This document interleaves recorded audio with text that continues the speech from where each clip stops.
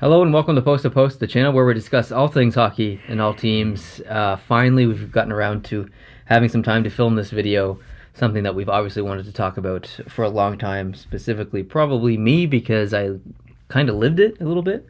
I was there in Vegas, as most of you guys know. If you don't know, then if you're new to the channel, I was in Vegas for 3 weeks. I vlogged the entire experience. I've started to release those videos over on More Post to Post. The first vlog from that trip is already posted. I posted it this morning. So if you want to go see what it was like to go see a game in Vegas in the conference finals round, go watch it, and you can find out. It's all linked down. I'll link it down below in the description and maybe in the pinned comment. So if you could go watch that, that would be awesome. That's on the second channel, More Post to Post. But the topic at hand is the Stanley Cup champion Washington Capitals, and we think we have things to say about both teams. Yep. But and a lot of positive things to say about both teams. Oh yeah. But there's in this video, I want to talk about 3 other videos. I'm going to start with the video that Justin and I did probably over a year ago. Just a little bit, maybe like 13 months ago, something around there. If you guys don't know who Justin is, when I lived in Fredericton and started this channel, my friend Justin would join me for videos sometimes. And this was just after Washington was eliminated from the playoffs last year. And we had the conversation led by Justin because he was very, very passionate about the topic. The video was entirely about Alexander Ovechkin. And in the video, he talks about how Alexander Ovechkin's not going to be the player that leads a team to the Stanley Cup. If he continues to play the way he is, he's not a good representative of a captain, what a captain should be. Mm-hmm. He's not being a good leader. He's lackluster on his back check. He's not playing good defensively. He's not blocking shots. All the things that he said in that video were true at the time. Because last year's Alex Ovechkin was all those things. Exactly. Yeah. And he also said in the video, they'll never win a Stanley Cup without Ovechkin. And he said, these are the things that he needs to do to become an elite two-way player. Obviously, he's an elite goal scorer. We all know that. Probably the best goal scorer, maybe of all time. We don't know yet, but definitely of this generation. Mm-hmm. He laid out a list of all the things that he needed to do to improve his game. Alexander Ovechkin did all of those things this year. He must have watched the video. He must have. And he became the player that he needed to be to lead a team to the Stanley Cup. And he did that. Now, what's frustrating about that is that video has gotten a lot of views recently, and a lot of people have left comments, negative comments, some extremely negative comments, towards the channel and specifically Justin, calling him all kinds of names and an Ovechkin hater and stuff like that.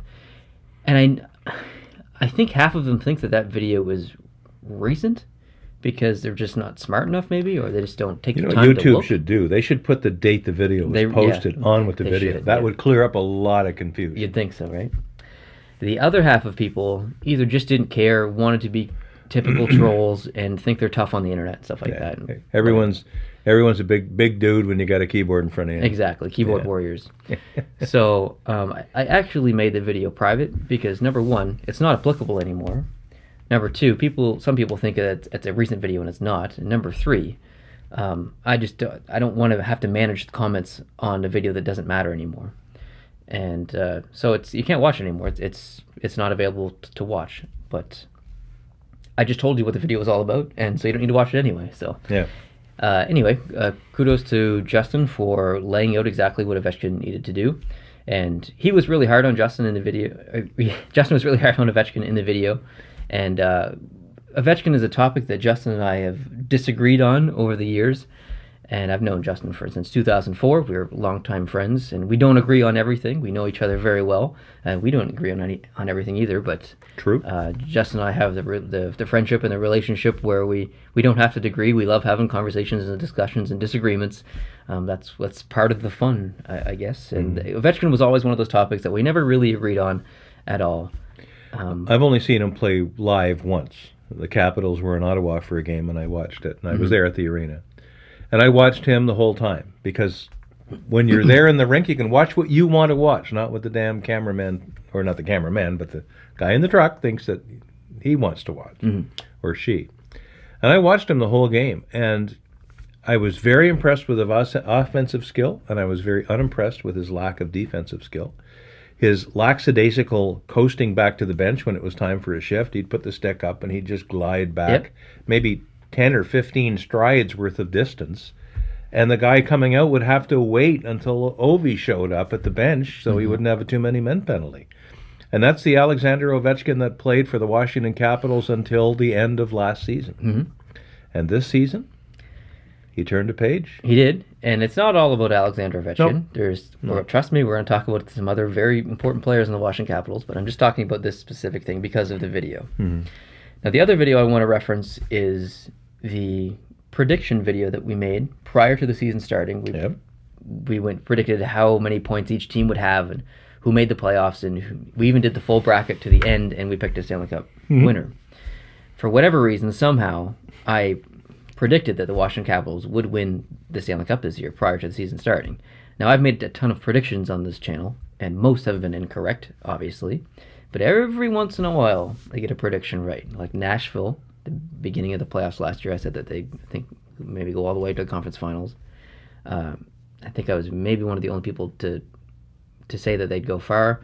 And then this one, and I think there was one more. But about 90% of the time, I'm dead wrong. But every once in a while, you get it right. And I want to show you that clip just to prove to you that I did get this specific prediction right. The winner of the Stanley Cup next year is Washington. I think you're totally out to lunch. That's fine. I'm picking Washington for... I picked Washington last year. And I didn't get it done. I was so angry after the playoffs. I said, I'm never picking Washington again. But I just need to win.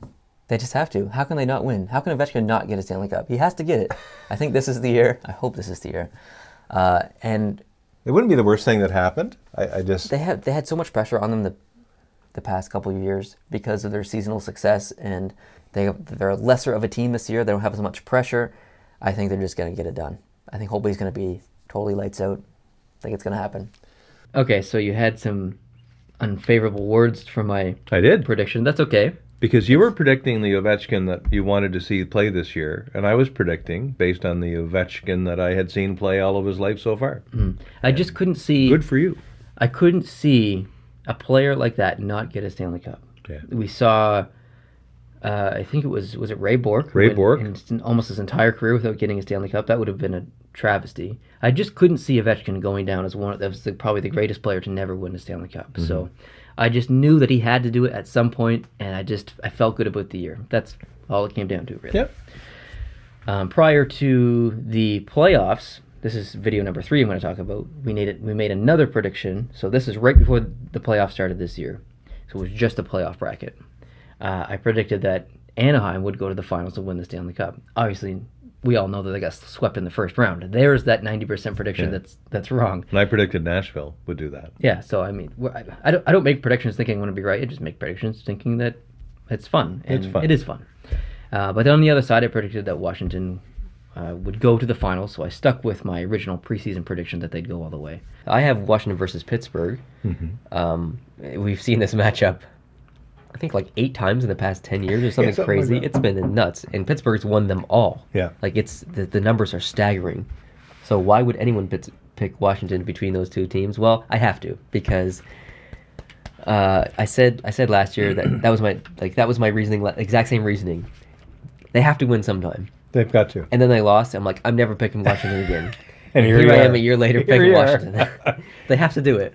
Like seriously, they have to do it. But even just rolling dice, if you roll dice or put an infinite number of monkeys in front of an infinite number of typewriters, one of them's going to write War and Peace. Yes. It's got to happen eventually.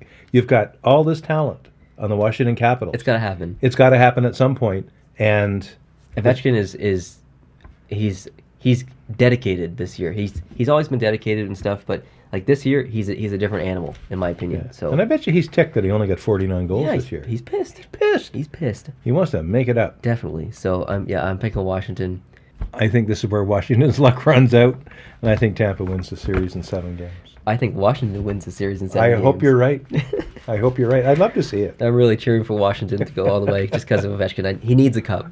He can't go down as one of the greatest goal scorers and players of all time to not win a Stanley Cup. He has to win it. So He has to win the cup. Ovechkin, please just put the team on your back and make it happen. So I got almost 2 predictions exactly right this year. And my East in general was actually perfect, but my West was terrible. But anyway, so those are the 3 videos, and it all leads to the main topic of this video, which is them winning a cup. And now when they were down, I think it was 3-2 in the Tampa series, they were forced to win the last 2 games. Now, we've seen Washington show some pretty heavy resiliency in these playoffs so far. They were down 2-0 in the first round. They lost the first 2 games at home to Columbus. Fought back in that series, won that series. Didn't they have to come from behind in Game 3 and they got it in triple overtime or something? Otherwise, they would have been down 3-0. I think that Game 3 was like a big overtime win for Washington. Something like that. Yeah. So they showed a ton of resiliency these playoffs. They went down 1-0 in this final series against the Golden Knights and come back and won 4 straight. I think I read or heard on a broadcast that Washington is the first or maybe only the second team ever in history to have won a 4-series cup after having been down in each of those 4 series. They were actually behind in every single series and had to come back. I didn't know that. That's cool. That's huge. It's just huge this day and age, with momentum being such a big thing. So when they found out that they were going to play, they beat Tampa. Now, obviously, at that point, they already knew that Vegas was moving on.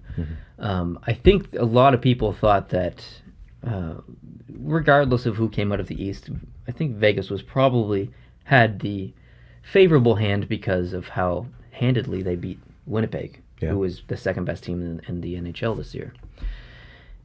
And so I think even though Washington had more of a team with Ovechkin, Carlson, Holtby, all these superstars, Oshie.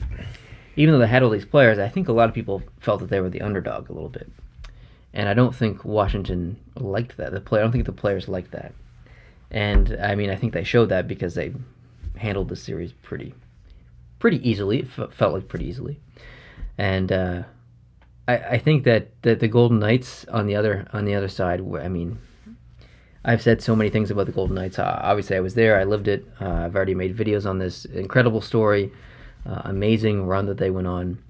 I would have liked to see a better matchup in the finals, or a closer matchup. I was 50-50. I was cheering for the hometown team because that's what you do. I had my jersey there. I'm going to cheer for Vegas. But I was really 50-50. I mean, I predicted Washington to win the Cup. I wanted Ovechkin to win the Cup. So I was going to be happy regardless of the outcome. But I really wished that it had been closer. 4-2, 4-3. I'd love to see a Game 7, but 4-1, I don't know. How do you feel about that? I'm the same, I guess. Up to the first 3 series, Vegas played, I think, a consistent, powerful game of hockey. They were really strong in the forecheck. They were really strong in the back check. They handled all those teams well, and it's almost like they didn't know what to do with Washington when they finally found a team that had the same kind of speed that they had. The games were not really that close on the ice or on the scoreboard, and that's a new thing from the previous games, especially that LA series, that first round. Oh, yeah. It's crazy. All the games were decided by 1 goal. Even though it looks overwhelming in Vegas's favor, every single game was on the line until the very last second of each of those 4 games. So 5-1 is probably about the way the series should have ended based on the degree of talent and effort that was thrown in from both teams. But I'm like you. I like nothing more than a cliffhanger. 5-1. 4-1. There you go. Yeah. 5 games, 4-1. I think that Washington won this series based on 2 aspects alone. There's lots of other aspects, but if we just talk about the 2 aspects, number 1, block shots. Washington blocks so many shots. That's very untypical of Washington as we know them from the past decade. Yeah. They're a very offensive team, not a great defensive team. They showed a lot of defensive, again, I'm going to use the word resiliency. And they blocked a ton of shots, and Vegas just couldn't figure them out. They couldn't get pucks to the net. They couldn't get second opportunities, second chances, and also special teams. Oh my! It was so frustrating watching Vegas on the penalty kill. They didn't learn. Like Washington was so good on the power play, and Vegas just didn't learn. They didn't switch it up. They didn't. I don't know. There was even one point where Washington was switching it up before Vegas was. Washington was having a lot of success on the power play. They didn't need to change anything, but they did. They put Ovechkin back on the back end and Carlson up on where Ovechkin usually is in his office. And that little switch actually led to a goal. So they were trying new things even though they didn't have to. And so I just think that's. I don't know who their specific offensive coach is in Vegas. I don't know his name, but or defensive coach, sorry, or special teams coach or whoever. So I think that a lot of that goes on the shoulders of the defensive coaching staff. And even when Vegas had the power play, which was occasionally, they didn't have sustained pressure in the offensive zone at all. They were playing, it looked like a 5-on-5 game when Vegas had the power play, and it should never look like that. That's not to take anything away from Vegas. I think just the overall season story of that team, including getting into the finals and putting up a respectable game in the finals, is a tremendous story in professional sports, almost any sport. So, and I think that's a great marketing tool for Seattle or whoever comes along next. Totally. And it shows that anybody can do it. And I guess this is the point where I have thought in my head a long time. When we finally got to make this video, I would say that I've heard people say that Vegas didn't deserve to be there because they're only a first-year team. Well, if the premise of being in the NHL is that you're good enough to be in the league, that means you're good enough to win the league. You're good enough to win the cup. And if you can earn your way into the finals and then earn the Stanley Cup, you have every right to put it above your head like anybody else. It's never been done before. It's hardly ever possible to do it just because of the way the expansion draft works. I didn't see Vegas having a great leg up in the expansion draft. I just saw Vegas drafting guys that were maybe not the top guy that was unprotected on all the teams. They were the third guy, but they were the right guy for the chemistry that they wanted, or a guy that they knew they could move and get another asset, and they built a fantastic team for the first year. It's tremendous.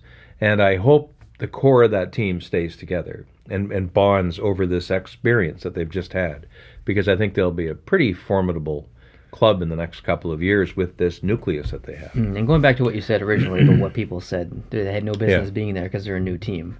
Okay, well, the logo might be new. The team name might be new. The city might be new. The arena is new. It doesn't mean the players are new. The players have been in the NHL, some of them for 14 or 15 years. How long's Fleury been in the NHL? Since 2003? 15 years or something? Yeah. So it's not like these players have never played in the NHL before. They're just wearing different jerseys. So I like you. I don't like that argument. I don't like that they say that. But and I understand how fans are frustrated. St. Louis fans would be frustrated. Oh, totally. Because St. Louis came in the league 31 years ago, or 51 years ago, sorry, and they've never won a cup. And unfortunately for St. Louis, the way the playoff structure was rigged up in the early part of their arrival, they made it to the finals just by default a couple of times. And of course, they're facing a juggernaut like Montreal or Boston or something. They always would face an original 6 team. Original 6 team. Because of how the alignment works. Yeah, and that was really unfair to have it go that way. Pardon me. And there's other teams that have come close and had a sniff. And then there's other teams like Tampa, Dallas, that are fairly new to the league that saw fairly early success with winning a cup. Carolina as well. Carolina, exactly, in 2006 that was. Yep. And it's frustrating for those passionate fans of teams that have been toiling for a long, long time and still have never won a Stanley Cup, or have not won a Stanley Cup in so long, like Toronto, that they see a Vegas coming along and like, well. And I think what it is, it's not jealousy so much as it's disappointment in their own organization. Yeah, exactly. If George McPhee can build a team from scraps in a couple of months, and go all the way to the Stanley Cup Finals, how come my team, and I'll say this as a Montreal fan after a 25-year drought, how come my team can't build a team from what are supposedly better than scraps and at least get into the second or third round a little more consistently? Exactly. And it's frustrating, but if you step back and look at it with some maturity, you realize and you appreciate that there's so much to do with chemistry and so much to do with the intricate relationships that players have with each other and things that go on in the dressing room and things that go on outside the dressing room. Vegas the Vegas story started before the team ever played its first game, and that's the Vegas Strong movement, based on That's right. the attack that happened just as the season was starting Yeah, to it get happened going. the night of a preseason game, actually, I think. Yeah. Something like that. So that event, not that you want these things to happen, but that event and events like that around the world, when they happen, they have a way of putting a little fire in someone's belly and motivating somebody. Well, I think the Boston bombings, that happened in 2011, right? Uh, I'm pretty sure. I I think that really happened don't in know. 2011. Well, that's the same year the Boston Bruins won the Stanley Cup. Yeah. Kind of the same situation a little bit. Mhm. But I think you were talking about chemistry of players and stuff and molding together. That can also be said for Washington. Washington is a different team this year. They got rid of some players last year. I think Shattenkirk was there and Williams was there and some others. And they brought in some new faces. They signed Oshie to a new contract at a very respectable price. Yeah. He had a phenomenal playoffs. I thought Oshie was maybe better than Ovechkin. He was that good. He was unbelievable. Carlson played amazing. Ovechkin obviously played amazing. And then they had Kuznetsov, who was doing great things. And then they had other players too, like players they just brought in, like Devontae Smith-Pelly, who was really supposed to be a third or fourth liner. And he was scoring big goals in huge games. And Lars Eller, who was there the previous year, but he was doing well. And as Montreal fans, that's where you get that feels a little bit too. Yeah. Vegas was up 3-2 in Game 5 in the third period, starting in the third period. And had they won that game, they'd be going back to Washington, down 3-2. And in this series, home ice advantage, especially if you're the Capitals, didn't mean a whole lot. Yeah.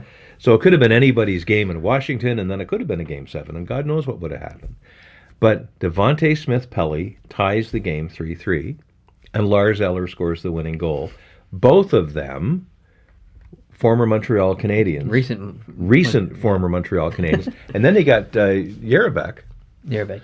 He only played in the first round, I think. Played the first round. I think he might have only played 1 or 2 games. But still, like you see, and it's been the case for a lot of these teams that have gone on and done well. They've done it with players that used to be on other teams that you love or teams that I love. Mm-hmm. And that was the case here. Las Vegas, I think, was the only team in the league that didn't have a former Montreal Canadien on it. Yeah, probably. Yeah, you're I think you're actually right there. I checked. Again, players that you wouldn't normally talk about, like Juice on the back end. Yeah. I mean, excuse me. He was good. I don't want to say he's a nobody. That's offensive, but I mean, in the grand scheme of things, he's a nobody when you stack him up against Ovechkin and all these players. I thought he played really, really good. Mm-hmm. Holtby, obviously, like the save. The save. You know what I'm talking about. I don't even have to tell you what game it was or what period or what save it was. You know what it is. It's the save. That save, had it not happened, we could be talking about a totally different outcome. Unbelievable. Yeah, really. This happened in game 2. And so I was at the watch party outside for this. And so the game was going on in the arena right next to me. Everyone in the back was watching the screen on the T-Mobile arena itself. Everyone way in the front was watching the screen by the stage.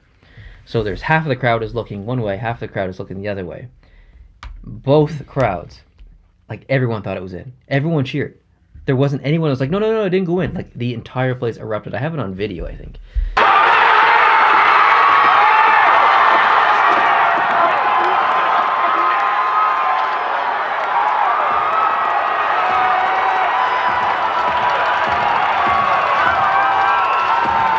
Everybody thought it was in. And it was like 60 seconds later, once everyone calmed down and quieted down and stuff, they actually realized that it wasn't a goal. But everyone out there in the plaza thought it was in, including me. So it was unbelievable. It was the turning point, I think, of the series.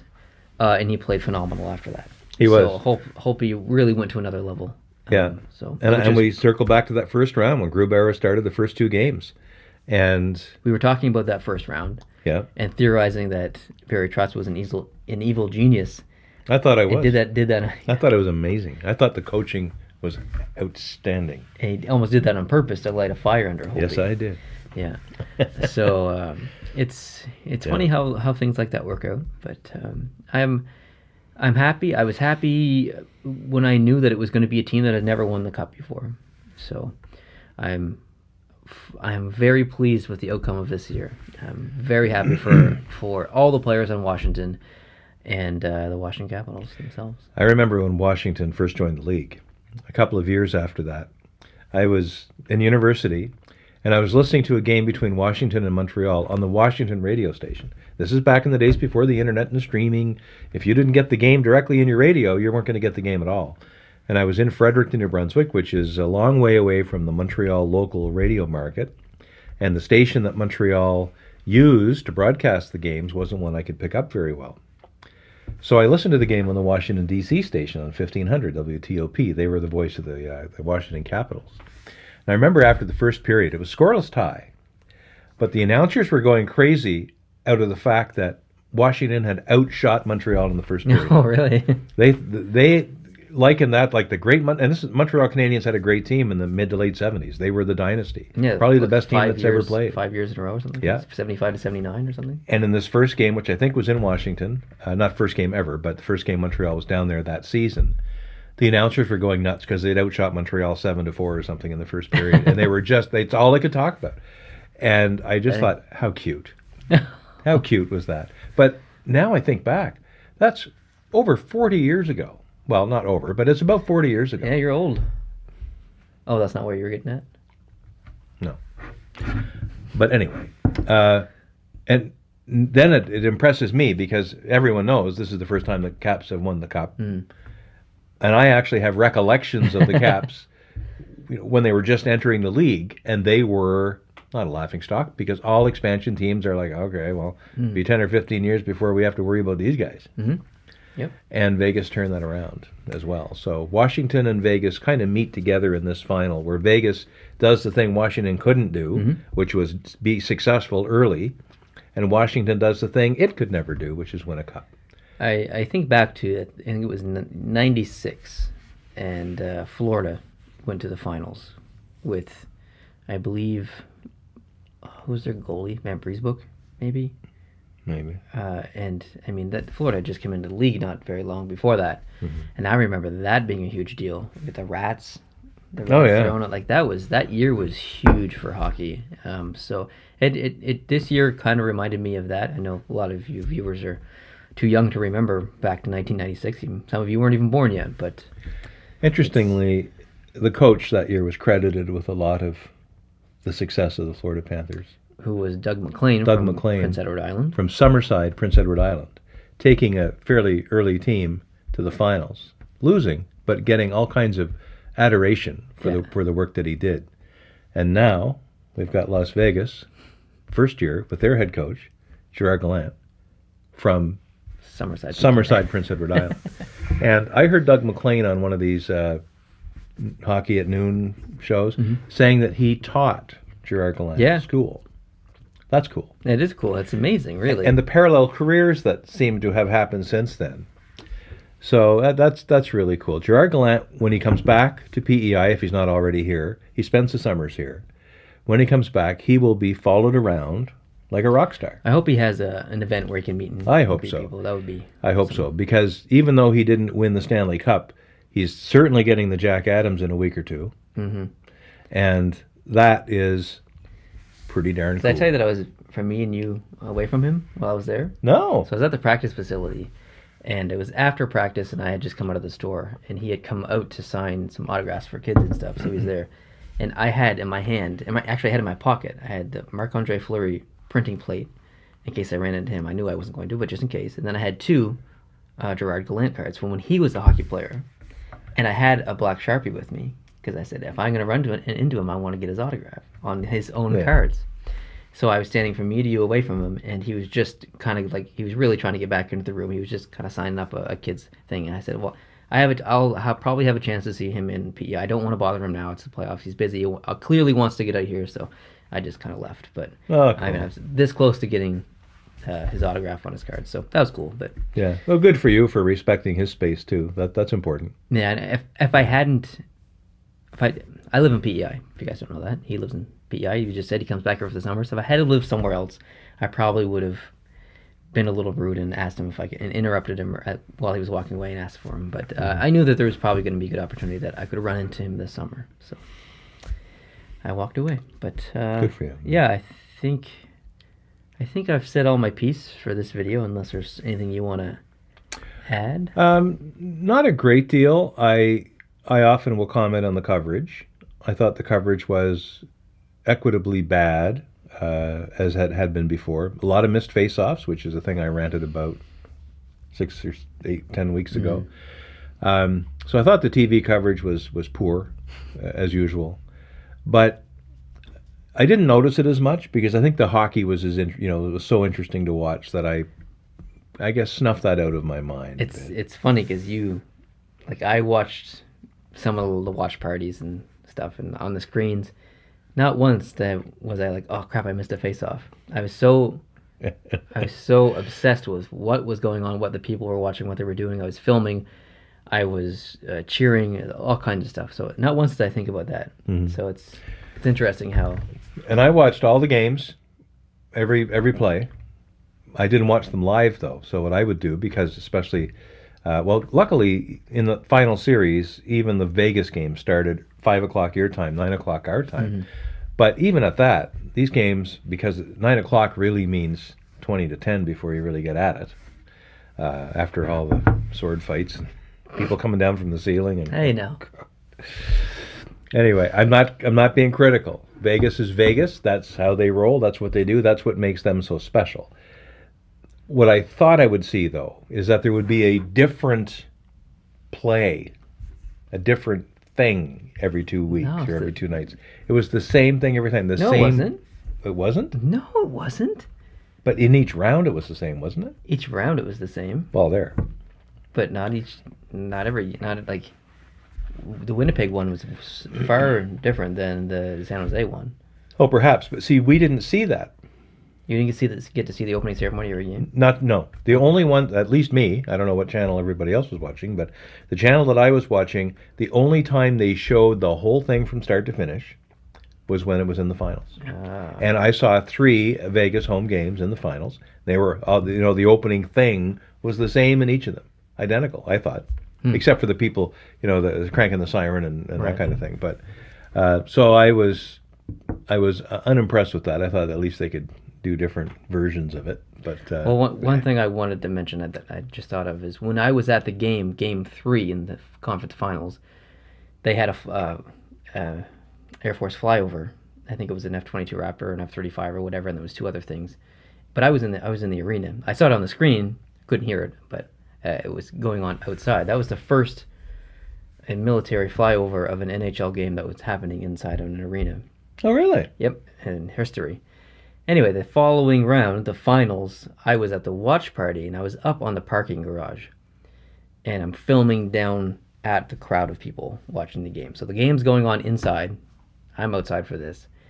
And they're showing it on the screen, but I'm so focused on filming the people, and I don't even remember specifically what I was filming. But it was someone was waving a flag or whatever.